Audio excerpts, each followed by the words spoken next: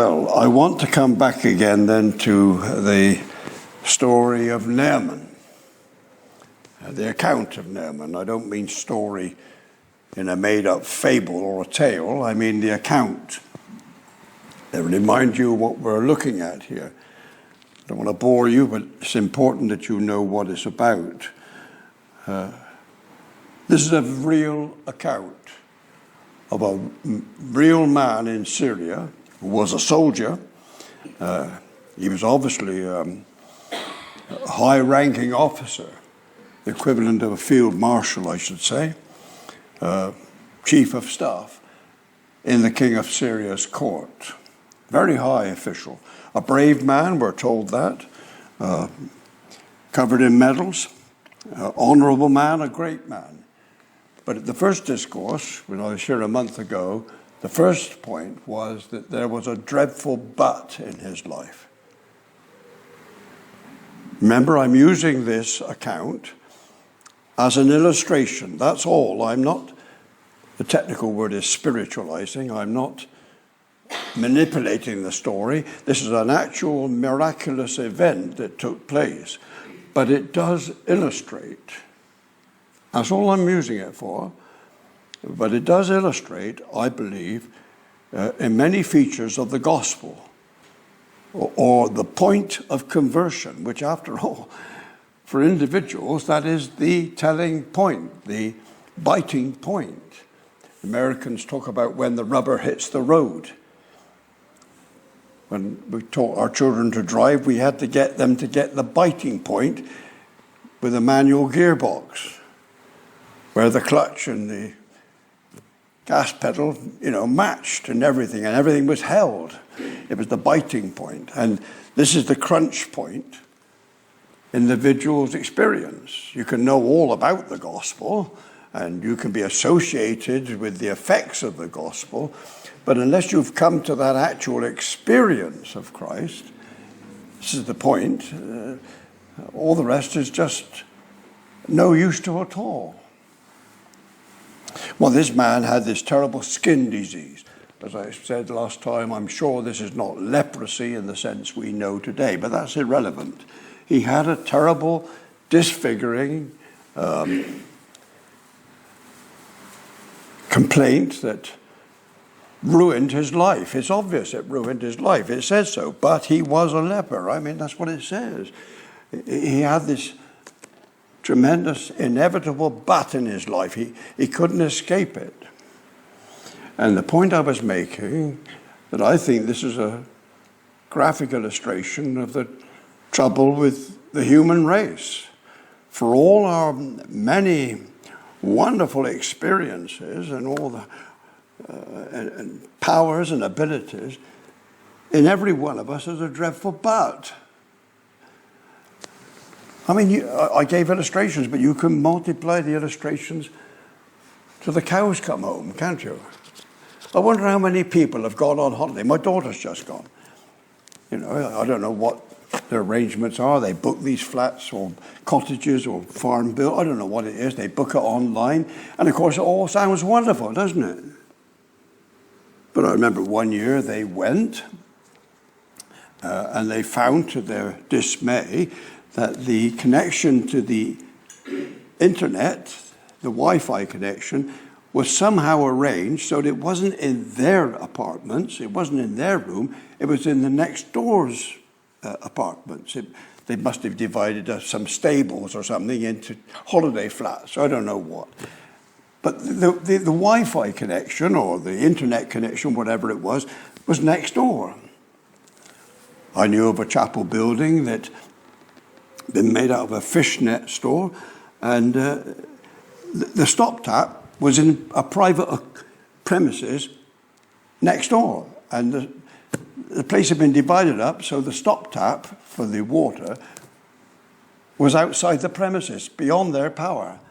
And I remember I had to go down, and when my friend was on holiday, and switch it on a Sunday morning so this chapel could have running water. I don't know how my daughter and the family got on with the internet connection, but something spoils it. That's what I'm trying to say. Now she's gone Went on Friday, I think. I wonder what they found. I don't know. I guarantee there'll be a but there somewhere.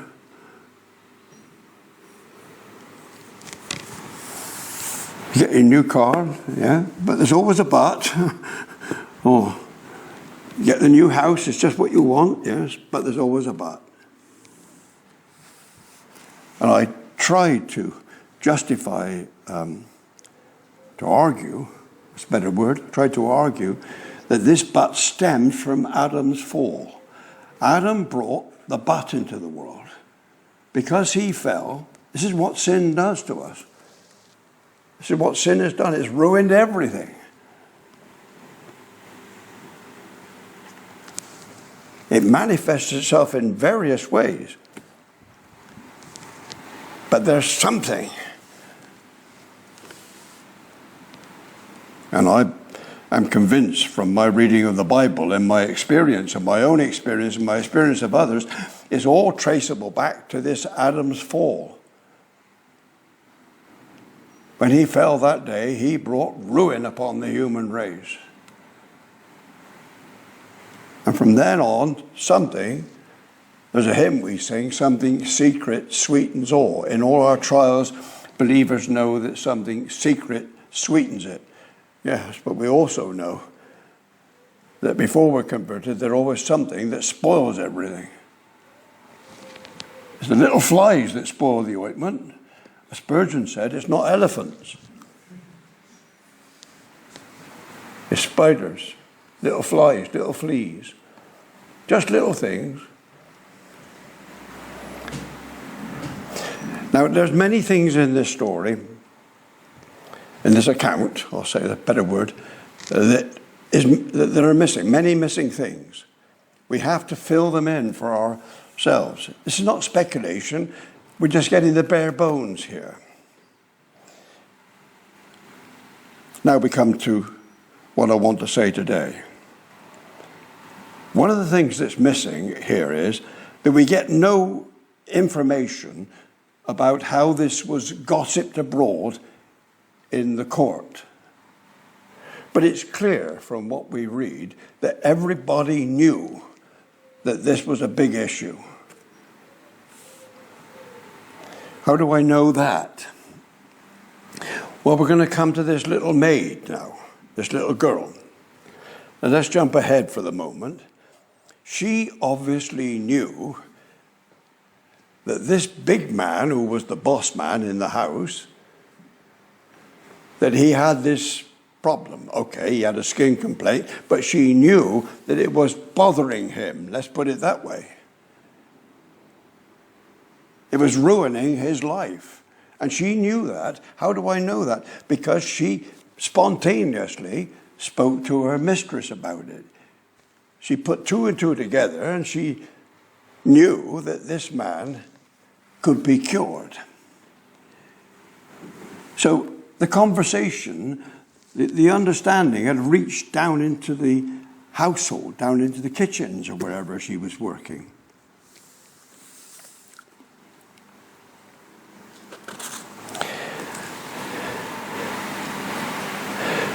What I'm trying to say is this today. There is an inevitable but in this man's life. But there is another but.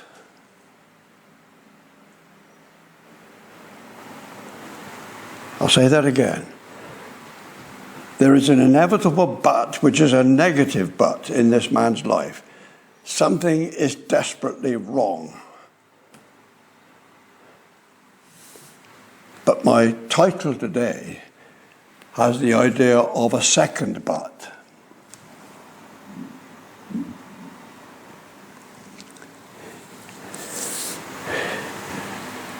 Now, I'm not standing here as a lecturer in history.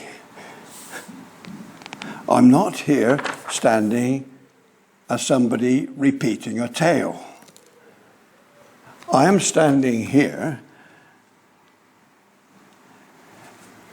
as one who is trying to preach the gospel.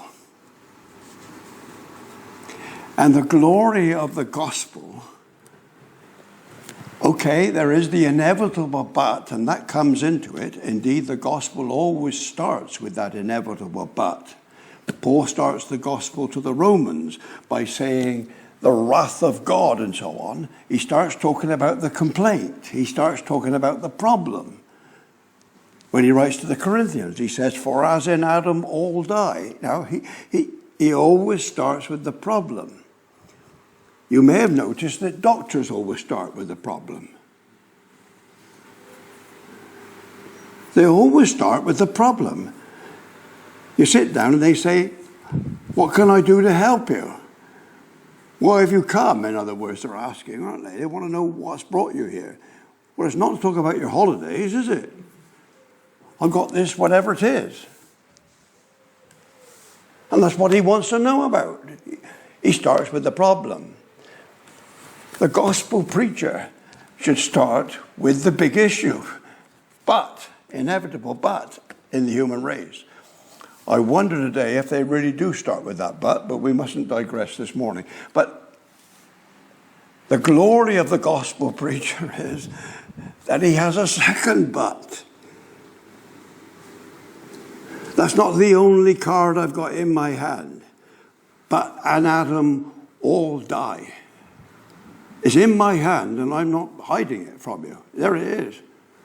There's the inevitable but. You were born in Adam and you're ruined in the fall. But there is a second but. There is another but. And that's the glory of the gospel. You sang it just now. You sang it just now. Let me find that hymn again if I can. Yes, 408. This is what you sang. It's by Isaac Watts. How sad our state by nature is. There's the but. How sad our state by nature is. Our sin, how deep it stains. And Satan binds our captive minds fast in his slavish chains. That's what Watts says. And if you were singing it, that's what you sang. That was Naaman to a T. I'm guessing now it's not in the story. But if he's anything like me, if you've got a complaint, you get up in the morning, you wake up in the morning, is it still there? And it is. He couldn't get away from it. But this is what Watts goes on to say. But there's a voice of sovereign grace. You see, he's got the second but.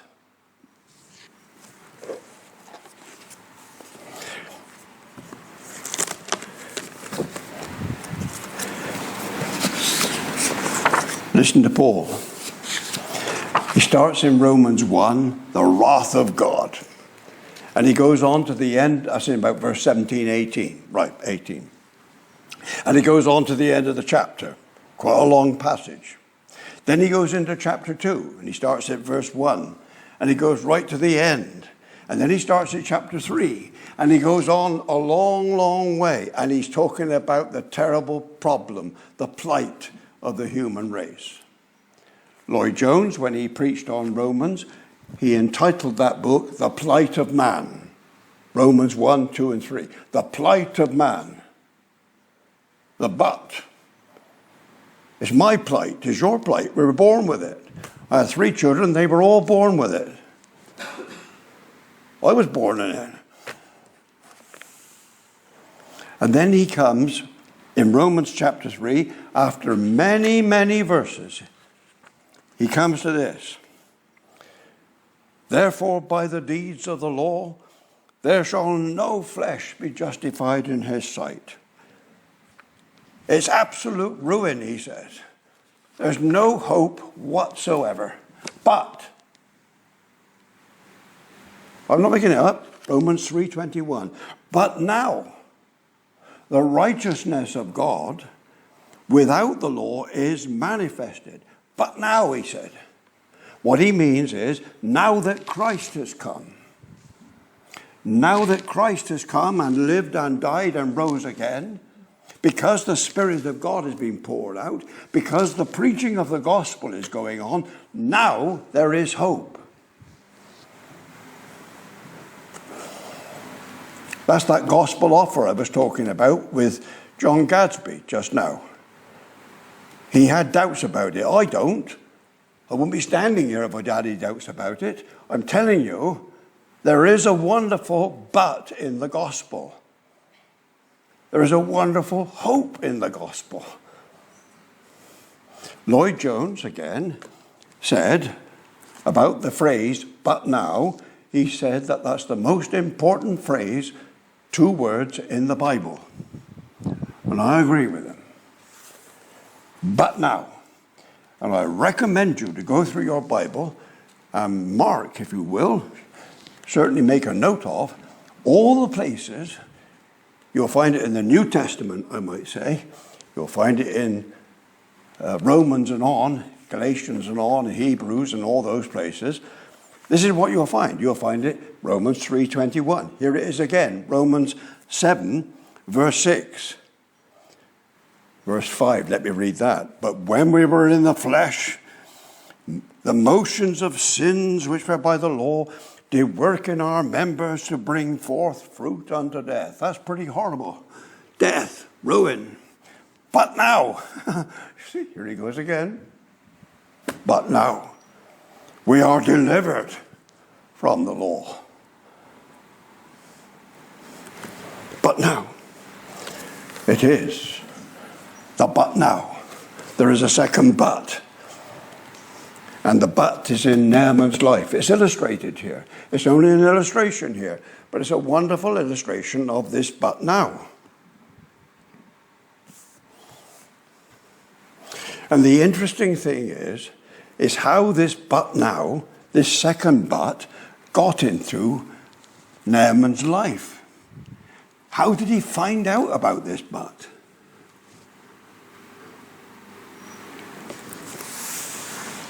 He didn't get it from anybody in Syria.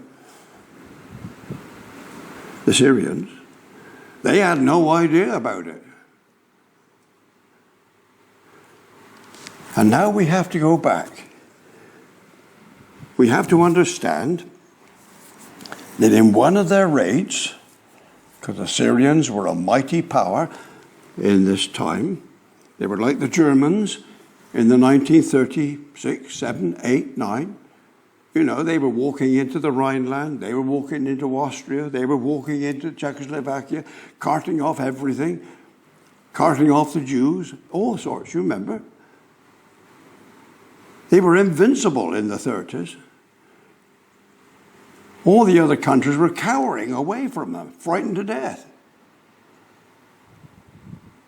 Well, on one of these raids, these Syrians had gone into Israel, Samaria, the northern kingdom, and they had swiped some slaves.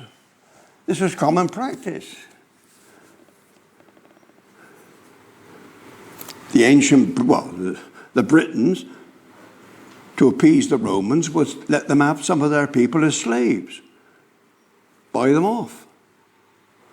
And amongst these slaves, amongst these captives, was a girl. Now, a little girl, I don't know how old she was, 6, 7, 8, I don't know.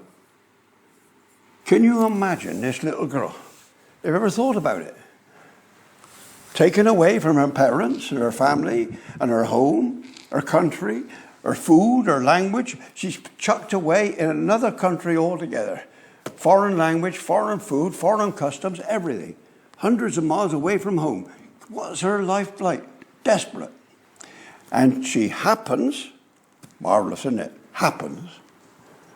What a piece of luck, if you believe in luck. What a remarkable providence. She ends up in the household of this poor old Naaman. And I don't know where she got the courage from.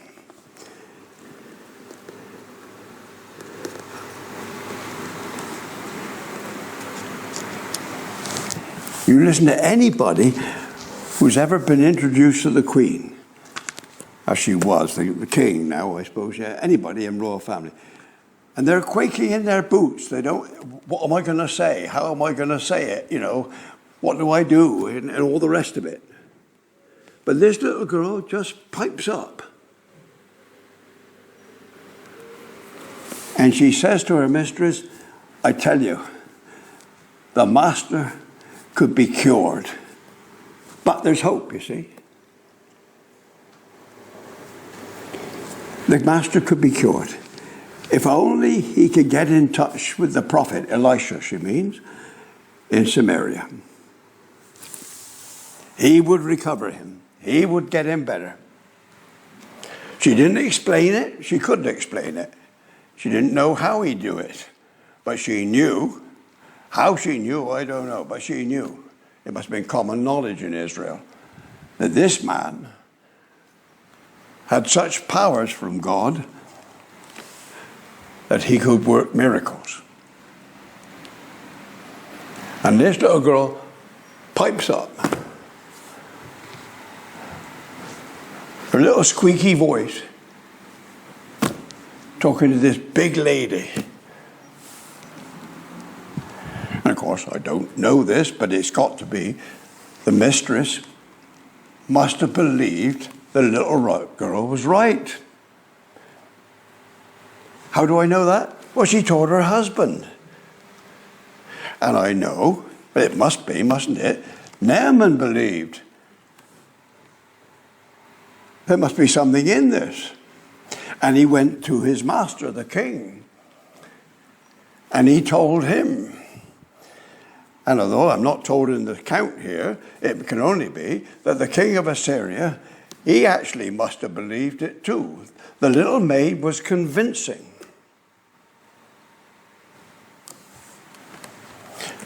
Now, let's just pause there a minute. I think this is instructive.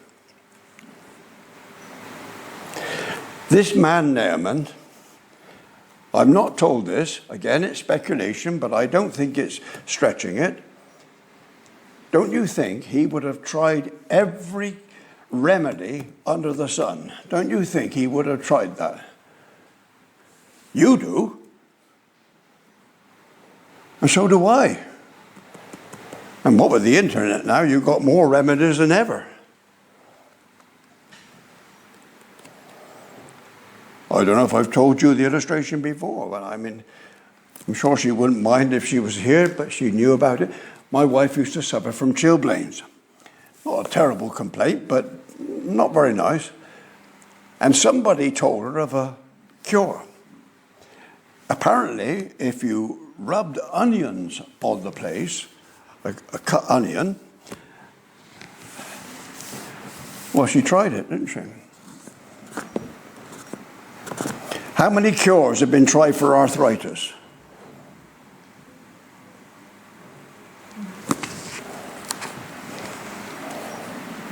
Everybody's got their sovereign remedy for a cold, haven't they? Do you take vitamin C or something, do you? Yeah. Hot lemon drink or something. Whatever it might be. We've all got our nostrums. We're looking for a cure. We read in the Gospels about a woman who spent all that she had, no national health, spent all that she had looking for a cure. And what a solemn thought. She rather grew worse. They'd not only taken her money, they made her worse. But this man believed it. He may have been desperate.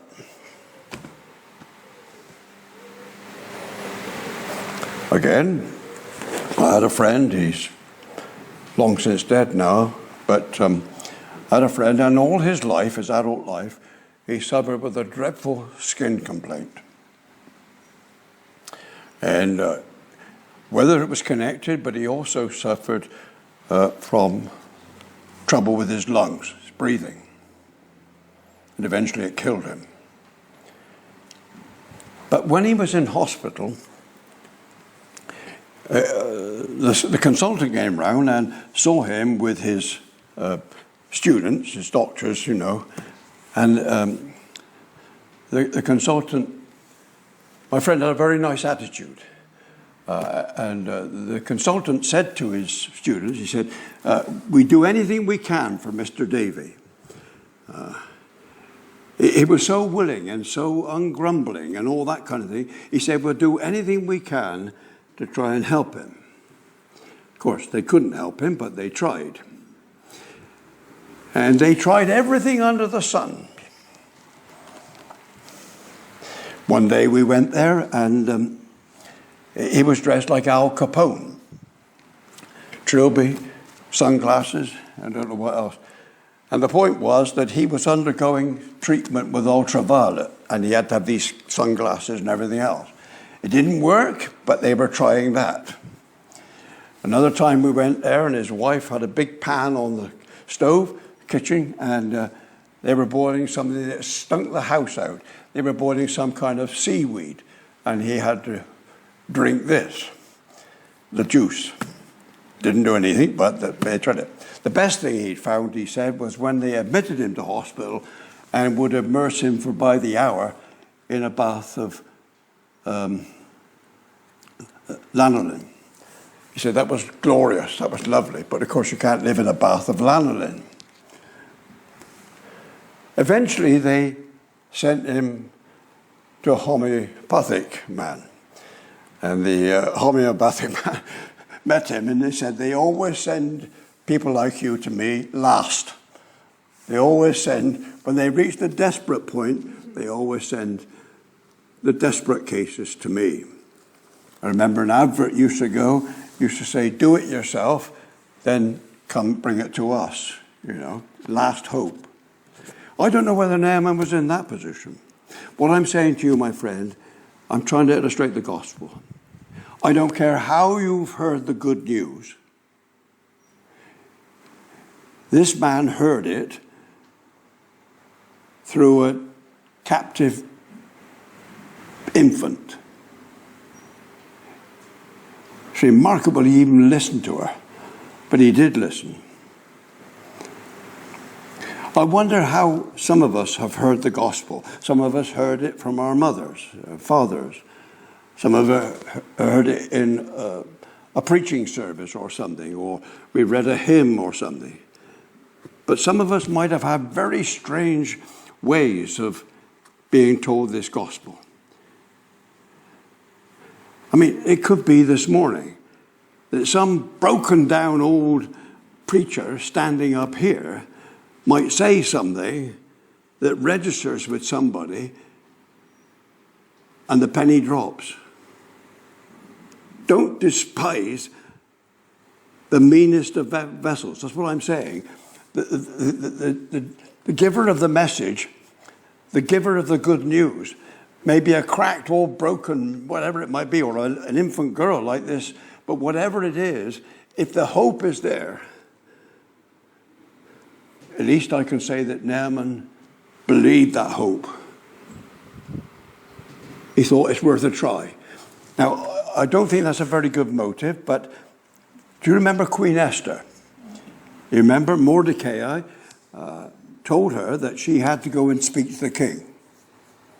And she said, well, you know, that's all very well, but if I go and speak to the king and he doesn't want me to come, I'm taking my life in my hand. And Mordecai read the riot act to her. And he said, if you don't go, he said, you'll be responsible.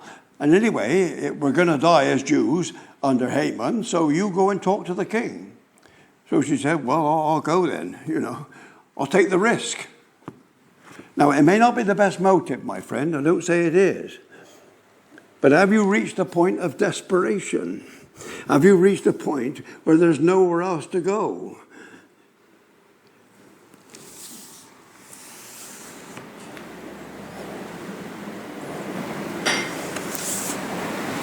Now, I've got one more point, and then I finished. I told you he believed the message. I told you that all around him believed it. The king believed it. His wife believed it. And all the rest of it. Very good. And did you know the story? He went to the king, and the king said, right, you can go. Right. Now let's come to the gospel. Now here is a very fine point.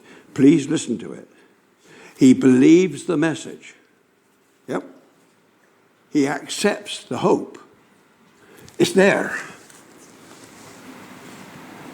I don't know why he believed it, but he did. Maybe it was just out of desperation. Okay. But he believes it anyway.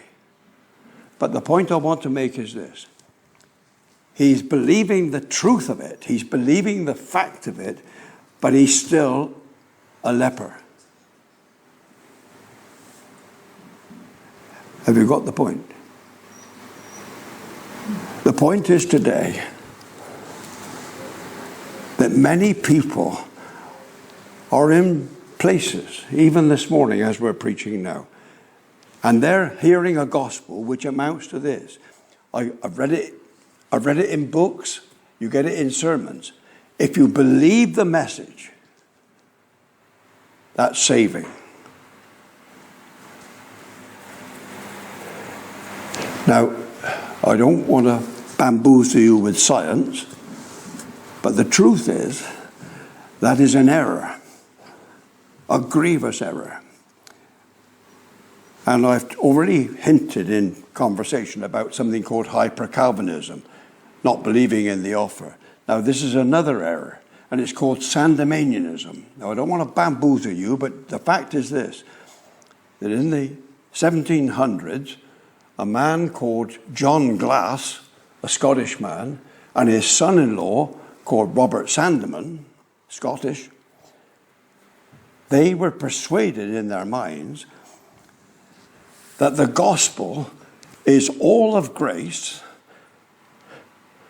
The gospel does not depend on man's merit at all. They're absolutely right. Absolutely right. And they're very keen, eager, desperate to preserve the gospel from any thought that is something to do with what I can do. And they were frightened to death by preachers, say, like George Whitefield. Because these free offer preachers were appealing to sinners to believe on the Lord Jesus Christ. They were calling sinners to repent and believe. All the time they were doing it. And John Glass and Robert Sandeman said there's a risk with this kind of preaching. People will think, it's because I believed. It's down to me, you see. It's my merit. I've done it. I think they're completely wrong. I think their motive is completely excellent. But they came up with this view. To save that, to stop sinners thinking that it's anything to do with them, they said this: sinners are saved when they believe the record, when they believe the truth. When somebody says, Jesus died for sinners, and they say, yes, he died for sinners, and all who are saved by him, all who trust him, are saved from their sins. They say, yes, everybody who believes is saved. Then Sandeman said, these people are saved. They're saved by believing the facts. Now, Sandemanianism gained a lot of ground under Sandeman's preaching. Not under Glass's preaching, but under Sandeman. He was very successful in his preaching. And it spread like wildfire, especially in America. It's captured many, many evangelicals since. And many today who haven't a clue about Sandemanianism are in fact Sandemanian. I've read it in books. Read it in a book by Jim. I've seen a quote by Jim Packer. You know, all who believe the confession are Christians. Now, my friends, the devils believe, but they tremble.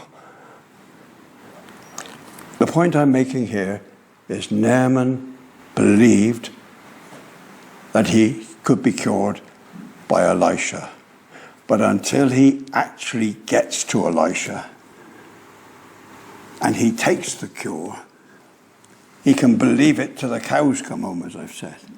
But it won't save him. It won't cure him. What I'm saying is this. You can be told that sinners are saved by trusting Christ, and you can believe that. But until you actually trust Christ, I'm anticipating the story now. But until you actually trust Christ, there is no salvation.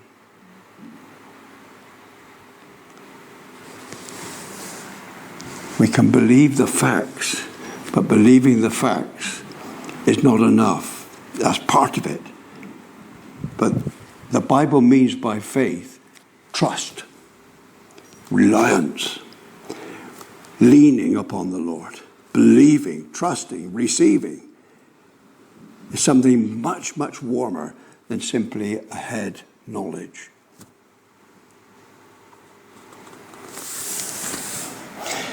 The trouble with doing this in bits and pieces, you don't get the full story. But you've had a hint of the full story there. The place we've reached so far then is that we all have an inevitable but. But there is a second but. There is hope. There is a cure. Of course, I have to anticipate and explain that that hope is Christ. It's pictured here through the prophet.